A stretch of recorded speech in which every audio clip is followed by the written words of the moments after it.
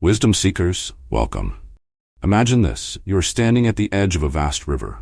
The current is strong, the water relentless, carving its way through rock and earth.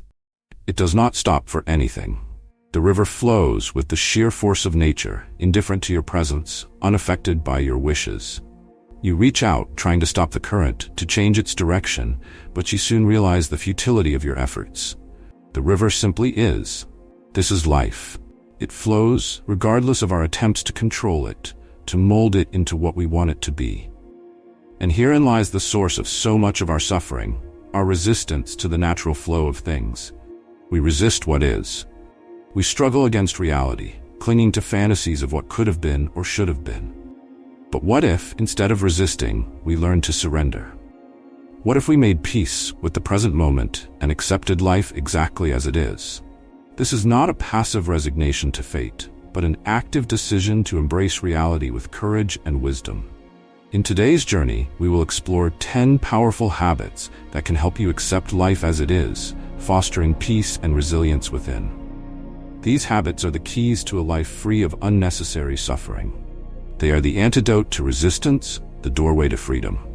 Wisdom seekers, your support means everything. Make sure to like and subscribe if you haven't yet, and consider using the thank you feature to make a donation. Every like, subscribe, and donation helps us continue our mission of sharing knowledge. Ready to unlock more wisdom? Let's get started. Habit 1. Cultivating the mind of Amor Fati. Our journey begins with a concept at the heart of Stoicism, Amor Fati. This is not just a principle, it's a way of life. In Latin, Amor Fati means the love of fate, but it goes much deeper than a simple acceptance of circumstances. It is the radical, almost revolutionary idea that we should love everything that happens to us, even our hardships, our losses, our failures. Nietzsche, the German philosopher, once said, "My formula for greatness in a human being is Amor Fati, that one wants nothing to be different, not forward, not backward, not in all eternity, not merely bear what is necessary, still less conceal it, but love it." Imagine this for a moment. Waking up every morning, not wishing your life were different, not longing for more wealth, more recognition, or fewer problems, but fully embracing your reality, every single part of it. This doesn't mean pretending that pain or suffering doesn't exist. It means accepting that these elements are an integral part of life's unfolding. The Stoics saw adversity not as an obstacle, but as fuel for the fire of the soul. Marcus Aurelius, the philosopher emperor, wrote in his Meditations, "The impediment to action advances action. What stands in the way becomes the way." It's a powerful idea. What if every challenge in your life was not a roadblock, but a stepping stone? What if, instead of cursing the difficult moments, you learn to love them because they push you to grow, to evolve, to become something greater? The habit of Amor Fati invites us to adopt a new perspective on life, one in which we stop seeing ourselves as victims of our circumstances. Instead, we become active participants, co-creators of our reality. Life isn't happening to you, it's happening for you. Every twist and turn is a part of the greater tapestry of your life, one that you are meant to embrace fully. But how do we begin cultivating this mindset? It starts with awareness. The next time you're faced with a difficult situation, pause. Recognize the resistance within you, the part of you that wishes things were different, and then consciously shift your perspective. Ask yourself, what can I learn from this? How is this shaping me for the better?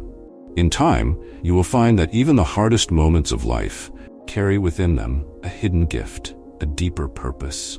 Amor Fati is not just about acceptance, it's about transformation. It's about turning life's challenges into opportunities for growth. It's about loving the world as it is, and by doing so, finding peace in the chaos. This is the first habit on our journey to accepting life, and it is perhaps the most profound. Habit 2. The Art of NonAttachment. Now let us move deeper into the second habit, non-attachment. Picture yourself holding a fragile glass in your hand. The more tightly you grip it, the more pressure you apply, the greater the chance it will shatter.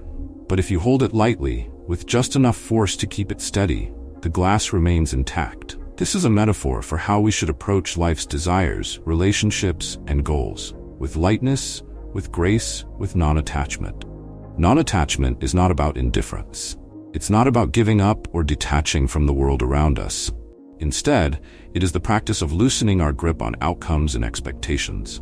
We all have things we want: success, love, recognition. But when we become too attached to these desires, we begin to suffer. Why? Because life doesn't always conform to our expectations. When reality diverges from our desires, the gap between what we want and what is becomes a breeding ground for frustration, anxiety, and despair. The Buddha once said that attachment is the root of all suffering. And while this idea might seem simple, it has profound implications for how we live. When we attach ourselves to the idea that life should be a certain way, we set ourselves up for disappointment. But when we approach life with non-attachment, we free ourselves from the chains of expectation. We allow life to unfold as it will, without clinging to a specific outcome. Imagine a sculptor working on a piece of marble. He has a vision for what he wants to create, but he doesn't force the stone to comply with his will. Instead, he works with the natural contours of the marble, allowing the form to emerge organically. This is the essence of non-attachment, working with life's flow rather than trying to force it into a rigid mold. But how do we practice non-attachment in our everyday lives? It begins with awareness, much like Amor Fati. The next time you find yourself overly invested in a particular outcome, pause and ask yourself, am I holding on too tightly? What would happen if I let go? You'll begin to notice that most of your stress and anxiety comes from clinging to things that are beyond your control. The art of non-attachment is a habit that frees you from the burden of expectation. It allows you to engage fully with life, while at the same time releasing your need for control. This doesn't mean you stop caring. On the contrary, non-attachment enables you to care deeply without the suffering that comes from holding on too tightly. In this way, non-attachment becomes a gateway to greater peace, resilience, and freedom. You are no longer at the mercy of life's twists and turns, but instead, you become a calm, steady presence, able to navigate the storms of life with grace. Habit 3. Practicing radical acceptance. Now that we have explored Amor Fati and non-attachment, we turn to the next cornerstone of accepting life as it is: radical acceptance. Radical acceptance is the act of fully embracing reality without judgment or resistance. It is the willingness to acknowledge things exactly as they are, no matter how difficult or painful, without wishing them to be different. Radical acceptance is not passive resignation. It is a conscious choice to see reality clearly, without the fog of denial or avoidance. When we resist reality, we create suffering. We deny what is happening, we wish things were different, and in doing so, we distance ourselves from the present moment. But when we accept reality fully, we open ourselves up to the possibility of peace. Consider the following. Imagine you are caught in a storm. The rain is pouring down, the wind is howling, and there's no shelter in sight. You could stand there, cursing the sky, wishing the storm would end. Or you could simply accept that you are in a storm. You acknowledge the rain, the wind, the cold, and you allow yourself to be present with it. In doing so, the storm no longer holds power over you. You are at peace with the moment, no matter how uncomfortable it may be. Radical acceptance is about seeing the world as it is, without adding layers of judgment or resistance. When we judge reality, we suffer. When we resist it, we suffer. But when we accept it, we find freedom. To practice radical acceptance, we must first be willing to face reality head-on. This means acknowledging our pain, our losses, our struggles, without trying to escape or numb ourselves. It means saying, this is what is happening right now, and I choose to be with it fully. When we do this, we stop fighting life. We stop wishing for things to be different, and instead, we open ourselves up to the present moment in all its complexity.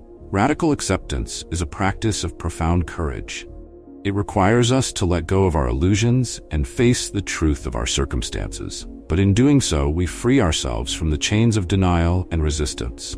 We step into a state of peace, where we can engage with life as it is, not as we wish it to be. Habit 4. Embracing impermanence. One of the most difficult truths to accept is the impermanence of all things.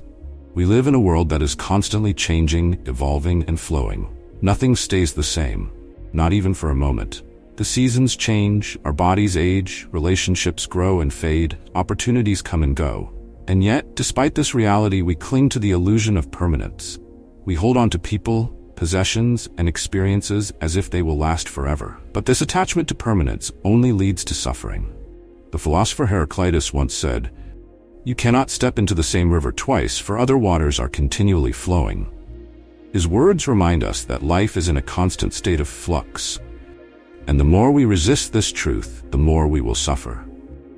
We must learn to embrace impermanence, to see it not as something to fear, but as something to honor. After all, it is impermanence that makes life precious. Without the awareness that everything is fleeting, we would not appreciate the beauty of a sunrise, the warmth of a hug, or the sweetness of a moment shared with a loved one. When we embrace impermanence, we free ourselves from the illusion of control. We stop trying to hold on to things that are destined to change, and we begin to appreciate life as it unfolds in the present moment. Instead of fearing loss, we learn to value the temporary nature of all things. This mindset allows us to love more deeply, knowing that every moment is a gift that will eventually pass. Consider the cherry blossom, a symbol often used in Japanese culture to represent the fleeting beauty of life. The cherry blossom blooms for only a short time, and then it falls, carried away by the wind. Yet, it is this very impermanence that makes the cherry blossom so breathtakingly beautiful. If it bloomed year-round, its beauty would not hold the same significance. To embrace impermanence is to live in harmony with the natural rhythm of life. It means letting go of the need for things to remain the same, and instead finding peace in the knowledge that everything, no matter how wonderful or how painful, is temporary. It is this understanding that allows us to live fully in the present, without the weight of clinging to what must inevitably change. Practicing the habit of embracing impermanence requires daily reminders. When faced with a joyful moment, remind yourself that it is fleeting, and savor it all the more. When confronted with loss or disappointment, remind yourself that this, too, will pass. The more you train your mind to accept the impermanence of all things, the less you will suffer from life's inevitable changes. Impermanence is not the enemy. It is the natural order of life. And when we learn to embrace it, we find a deeper sense of peace, knowing that nothing lasts forever. But in that very truth, we find the beauty of life itself. Habit 5. Cultivating inner stillness. In a world full of noise, chaos, and constant movement, cultivating inner stillness is an essential habit for accepting life as it is. Inner stillness is not the absence of activity, but a calmness of the mind, a space within us that remains undisturbed no matter what is happening around us. It is a place of refuge where we can retreat to in moments of stress or uncertainty. The Stoics often spoke of the importance of cultivating this inner sanctuary. Marcus Aurelius, in his meditations, frequently reminded himself to retire into yourself. By this, he meant to create an inner world that was unaffected by the external turbulence of life. You have power over your mind, not outside events, he wrote. Realize this, and you will find strength. This habit is crucial because so much of our suffering comes from the way our minds react to external events. We are constantly bombarded by information, opinions, and distractions. Our minds are always racing, thinking about what happened yesterday, worrying about tomorrow, or getting lost in a whirlwind of unnecessary thoughts. This mental agitation only amplifies our sense of unease and discontent. Inner stillness is the practice of quieting this mental noise. It is the art of being present in the moment, free from the endless stream of thoughts that pull us in different directions. When we cultivate inner stillness, we create a space between ourselves and our circumstances. In that space, we find clarity, perspective, and peace. But how do we cultivate this stillness in such a chaotic world? One powerful method is through mindfulness and meditation. Mindfulness teaches us to observe our thoughts and emotions without getting caught up in them. Meditation provides us with the tools to calm our mind, to focus on our breath, and to bring our attention fully into the present moment. Over time, these practices help us develop a sense of calm that remains with us, even in the midst of life's challenges. Another way to cultivate inner stillness is through regular periods of solitude. In our modern lives, we are often surrounded by noise, both literal and figurative. The constant buzz of social media, the demands of work, the opinions of others. By intentionally seeking out moments of solitude, we give ourselves the opportunity to reconnect with our inner self. Whether it's taking a quiet walk in nature, spending time in meditation, or simply sitting in silence, these moments allow us to return to that place of inner peace. Inner stillness is not something that can be achieved overnight. It is a practice, a habit that must be cultivated over time. But as you develop this habit, you will find that you are less affected by the ups and downs of life. You will learn to respond to challenges with calmness rather than react in haste. And in this stillness, you will find the strength to accept life as it is, without resistance or struggle. Habit 6. Surrendering to what you cannot control. At the core of accepting life as it is lies the understanding that we cannot control everything. So much of our suffering comes from our desire to control outcomes, people, and events. We want life to unfold according to our plans, but life has its own way of moving forward, often in ways we never anticipated. The Stoics believed that the key to a peaceful life was recognizing the boundary between what we can and cannot control. Epictetus, one of the great Stoic philosophers, said, "Some things are up to us, and some things are not." This simple yet profound statement forms the basis of the habit of surrendering to what we cannot control. What is up to us? Our thoughts, our actions, our responses to the events that occur. What is not up to us? Everything else, the actions of others, the weather, the outcome of our efforts, the unfolding of time. When we try to control what is not in our power, we set ourselves up for frustration and disappointment. But when we surrender to what we cannot control, we free ourselves from unnecessary suffering. Surrendering does not mean giving up. It means recognizing that life is unpredictable, and no matter how hard we try, we cannot dictate its course. It means accepting that there will be moments when things don't go our way, and that's okay. In those moments, we have a choice: to resist and suffer, or to surrender and find peace. One of the most powerful ways to practice this habit is through the daily reflection of what is within your control and what is not. At the end of each day, ask yourself, what did I try to control today that was not mine to control? By reflecting on this question, you will begin to notice patterns in your behavior. You will see where you are clinging to control and where you need to let go. It is important to remember that surrender is not a sign of weakness. On the contrary, it is a profound act of courage. It takes strength to let go of the illusion of control and trust in the flow of life. When we surrender to what we cannot control, we open ourselves up to the possibility of acceptance. We stop fighting reality, and in doing so, we find peace. This habit, like all the others, requires practice and patience. But over time, as you learn to surrender, you will find that life becomes less of a battle and more of a dance, one in which you can move with grace, even when the steps are unexpected. Habit 7. Practicing gratitude in all circumstances. Gratitude is often misunderstood. We think of it as something to express when things are going well, when we receive a gift, when we succeed, when life is smooth and easy. But true gratitude goes far deeper than that. It is the practice of finding something to be thankful for in every circumstance, even in the most difficult moments. The Stoics believed that everything that happens to us, whether good or bad, is an opportunity for growth and learning.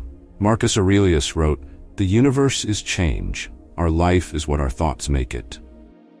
This reflects the idea that our perception of events is what shapes our experience of them.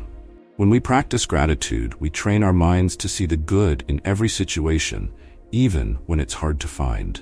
Gratitude is not about denying pain or hardship. It's about recognizing that even in the darkest times, there is something to be learned, something to be gained. It's about shifting our focus from what we lack to what we have. And when we do this, we begin to see life in a different light. We stop focusing on what is missing and start appreciating what is present. But how do we cultivate this habit of gratitude, especially in challenging times? It starts with small, daily practices. Each morning, take a few moments to reflect on what you are grateful for. It could be something as simple as the warmth of the sun, the sound of birds singing, or the fact that you have another day to live. These small moments of gratitude, when practiced consistently, begin to rewire our brains to look for the good in every situation. When faced with adversity, pause and ask yourself, what can I be grateful for in this moment? This question shifts your perspective from one of resistance to one of acceptance. It reminds you that even in hardship, there is something to appreciate. A lesson, a strength you didn't know you had, or even the simple fact that you are still standing.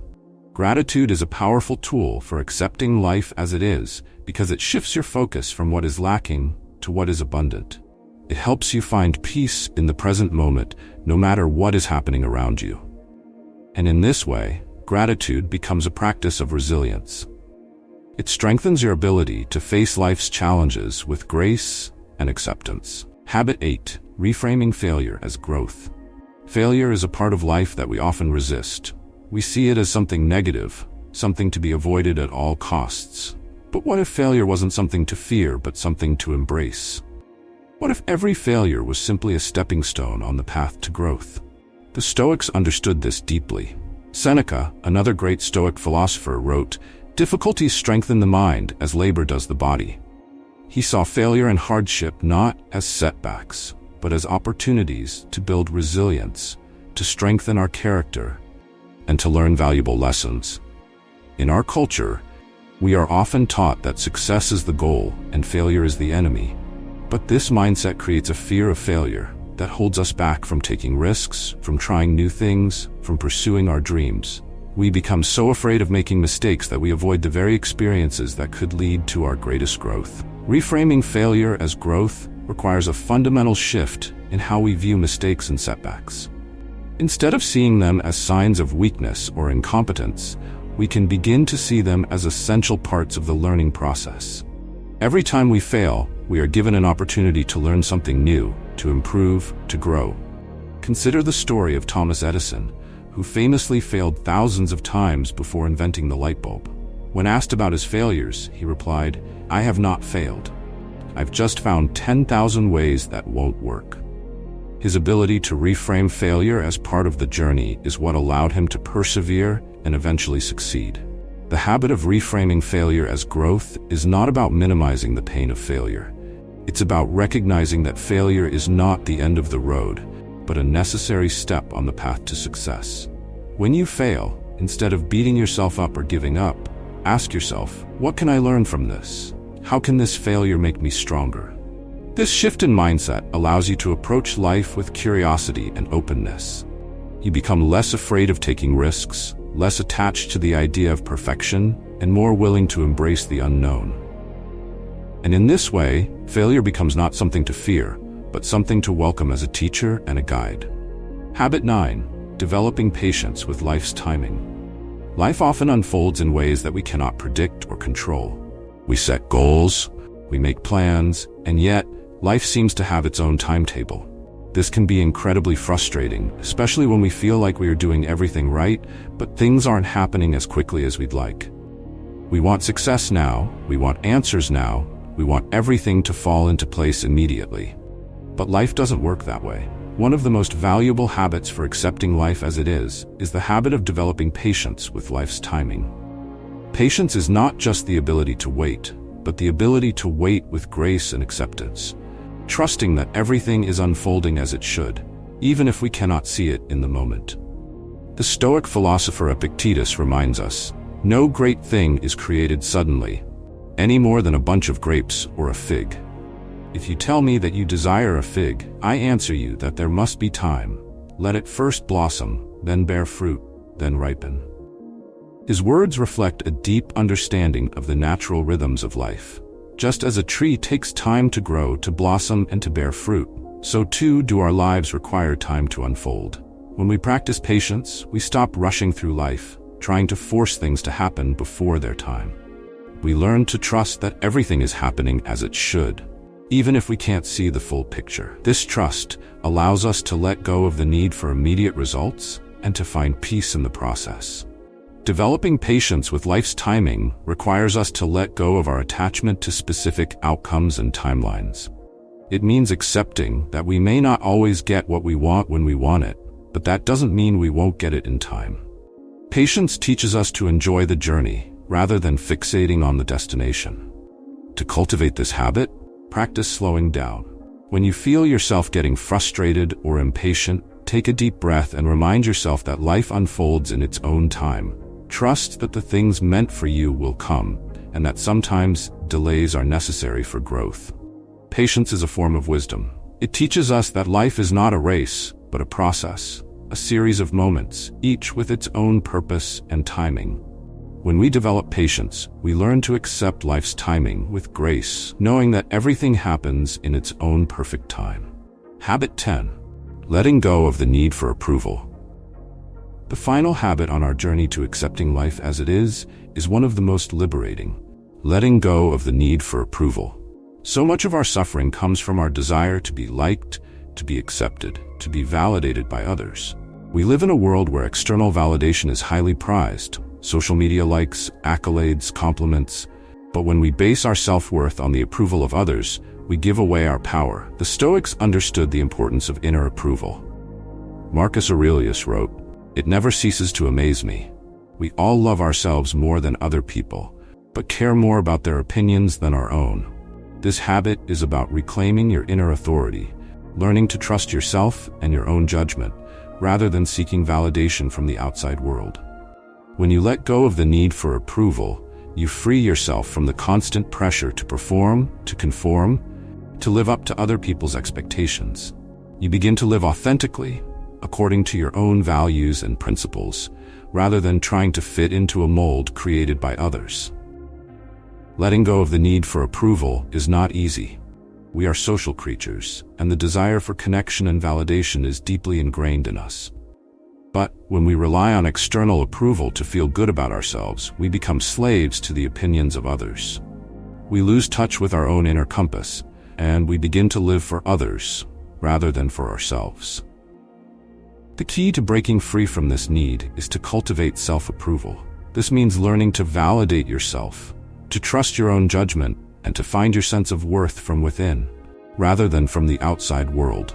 It means living in alignment with your values, even if it means going against the grain or disappointing others. When you let go of the need for approval, you become more confident, more grounded, and more at peace with yourself. You stop caring so much about what others think, and you start living life on your own terms. And in this way, you become truly free. Closing, the art of acceptance. Wisdom seekers, we have come to the end of this journey, but the path of acceptance continues. These 10 habits are not quick fixes. They are practices, disciplines that require time and commitment to cultivate. But as you begin to integrate them into your life, you will find that they lead you to a deeper sense of peace, resilience, and freedom. Life is not always easy. It is full of challenges, disappointments, and moments of uncertainty, but it is also full of beauty, growth, and transformation. When we learn to accept life as it is, without resistance, without clinging to how we think things should be, we find a profound sense of inner peace. Remember, acceptance is not passive resignation. It is an active, courageous decision to engage with life fully, to embrace every moment, both the good and the bad, as a part of your journey. It is a choice to live with grace, resilience, and an open heart. Thank you for being here, for seeking wisdom, and for committing to this journey of growth. Continue to cultivate these habits, and in time you will find that life, in all its complexity, becomes not something to fear or resist, but something to embrace fully and joyfully. Until next time, stay strong, stay curious, and remember, true wisdom lies in the art of acceptance.